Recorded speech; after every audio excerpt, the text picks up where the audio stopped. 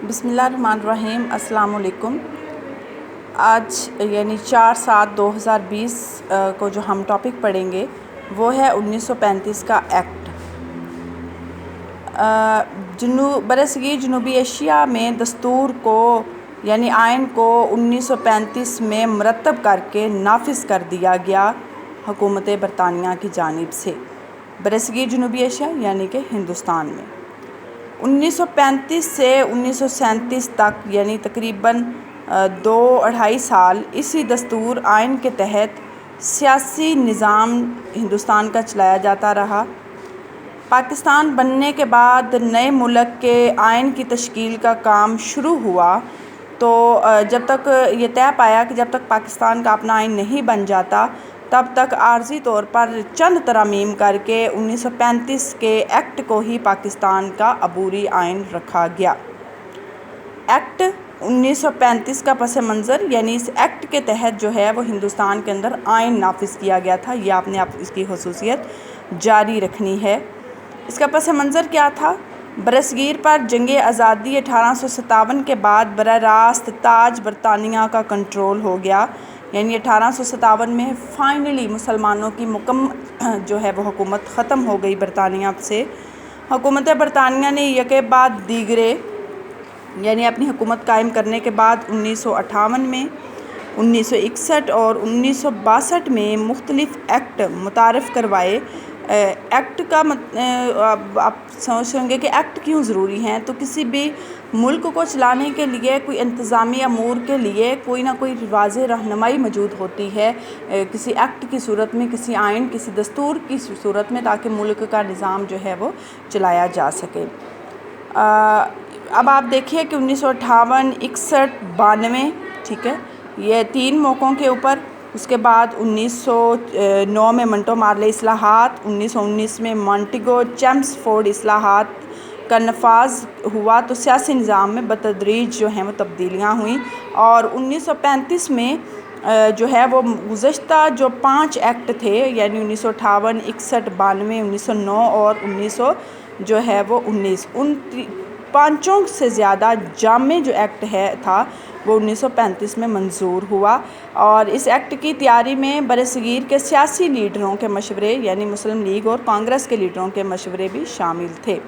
مقامی لوگوں کے مشوروں سے دستور بنانے کے لیے جو ہے وہ 1927 میں سائمن کمیشن آیا، اور آپ دیکھیں کہ 1927 میں سائمن کمیشن آیا اور مسلم لیگ اور کانگریس سے جو ہے وہ سفارشات لیں، اور اس سے 10 سال بعد جو ہے وہ 1937 میں اس سے جو ہے وہ تقریباً 8 سال بعد 1937 میں بعد آپ دیکھیں کہ 1928 میں نہرو رپورٹ منظر عام پر آئی۔ یہ بھی ہندوستان کے دستور کے حوالے سے سفارشات پر مبنی تھی۔ 1929 میں جو ہیں وہ قائد اعظم کے 14 نکات پیش ہوئے، وہ بھی دستور کے حوالے سے تھے۔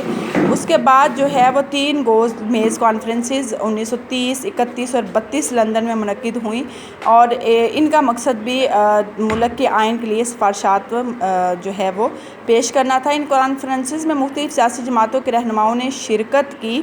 حکومت برطانیہ نے مختلف مذاکرات کانفرنسوں میں پیش کیے گئے خیالات کی روشنی میں خود ایک ایکٹ ترتیب دیا جسے 1935 میں عملی شکل دی گئی۔ اس ایکٹ کی جو خصوصیات تھیں وہ یہ تھیں: وفاقی طرز حکومت، یعنی اس ایکٹ کے تحت برصغیر کے لیے وفاقی نظام دیا گیا۔ جیسا کہ آپ جانتے ہیں کہ وفاق کے اندر جو ہیں وہ ایک مرکزی حکومت اور صوبائی حکومتیں ہوتی ہیں، اور جو ہیں وہ مرکزی حکومت کے پاس صوبوں سے زیادہ اختیارات ہوتے ہیں۔ اس کے بعد جو دوسرا تھا وہ اختیارات کی تقسیم، یعنی کہ وفاق برصغیر جب وفاق بن جائے گا تو اختیارات مرکز اور صوبوں میں تقسیم کر دیے جائیں گے، اور اختیارات کی 3 فہرستیں شامل کی گئیں۔ اس میں وفاقی امور یعنی وہ اختیارات جو مرکزی حکومت کے دائرہ کار میں تھے، نمبر 2 پہ صوبائی امور کی فہرست جو صوبوں کے اختیارات تھے، اور تیسرا مشترکہ امور کی فہرست یعنی جس پر صوبے اور مرکز مل کر حکومت بنا سکتے تھے۔ وفاقی امور میں امور خارجہ، دفاع، کرنسی، ریلوے، تجارت، مذہبی معاملات، قبائلی امور یہ سارے مرکزی حکومت کے تحت تھے۔ صوبائی امور میں زراعت، صنعت، تعلیم، صحت، سماجی بہبود اور اجلسیں، پولیس، ریونیو وغیرہ یہ ہر صوبے کا اپنا اپنا دائرہ اختیار تھا۔ اس کے بعد نمبر 3 پہ ہے کہ دو عملی سے مراد صوبائی محکموں کو عوام کے منتخب نمائندوں اور گورنر جو کہ حکومت برطانیہ نامزد کرے گی ان کے درمیان تقسیم کرنا۔ عوامی نمائندے جو ووٹوں کے ذریعے آئیں گے ان کو جو محکمے دیے گئے وہ ٹرانسفر سبجیکٹ، اور نامزد نمائندے جن کو حکومت برطانیہ نے نامزد کیا مختلف صوبوں میں ان کو دیے جانے والے محکمے غیر منتقلہ یعنی کہ ریزروڈ سبجیکٹ کہلائے۔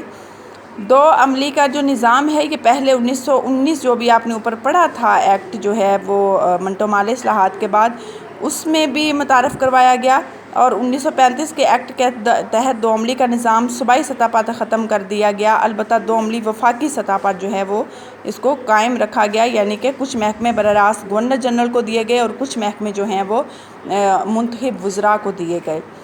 گورنر جنرل کے اختیارات جو تھے وہ زیادہ تھے۔ گورنر جنرل کی مدد کے لیے ایک کونسل کو قائم کیا گیا، انتظامی کونسل کو قائم کیا گیا۔ ایک کابینہ بھی بنائی گئی جو مرکزی قانون ساز کی نگرانی میں کام کرتی تھی۔ انتظامی کونسل کے اراکین جو تھے وہ انگریز تھے، اور گورنر جنرل کو جو اختیارات ملے ان کے حوالے سے وہ کسی کونسل کا جواب دہ یا مقننہ کو جواب دہ نہیں تھا۔ جو اختیارات تھے گورنر جنرل کے وہ وفاقی حکومت کی مالیاتی حیثیت کو محفوظ رکھنا، ریاستوں کے حکمرانوں کے تحفظ کرنا، اقلیتوں کے حقوق کا تحفظ کرنا، سول ملازمتوں سے وابستہ افراد کا تحفظ کرنا، برطانیہ کی برصغیر سے تجارت کو ترقی دینا اور انگریز تاجروں کو سہولتیں باہم پہنچانا۔ اس کے بعد نمبر 5 پہ جو تھا وہ وزیر امور ہند کا جو عہدہ تھا یہ 1858 کے ایکٹ میں موجود تھا۔ 35 کے ایکٹ میں بھی اس کو برقرار رکھا گیا۔ البتہ اس کے لیے کام کرنے والی جو انڈین کونسل تھی اس کو ختم کر دیا گیا۔ وزیر برائے امور ہند کو کچھ مشیروں کی خدمات حاصل رہیں جو کہ برطانوی تھے، اور ان مشیروں میں برطانوی خزانے سے ادا کرنے کا فیصلہ ہوا۔ تنہا ہی ان مشیروں کی آدھے سے زیادہ مشیر ایسے برطانوی شہری تھے جو کم از کم 10 سال تک انڈین سول سروس میں خدمات سر انجام دے چکے تھے۔ مشیروں کے عہدے کی جو میعاد تھی وہ 5 سال تھی۔ اب کے لیے ہی اتنا ہی، پھر انشاءاللہ نیکسٹ لیکچر کے ساتھ جو ہے وہ آپ کی خدمت میں حاضر ہوں گے۔ اللہ حافظ۔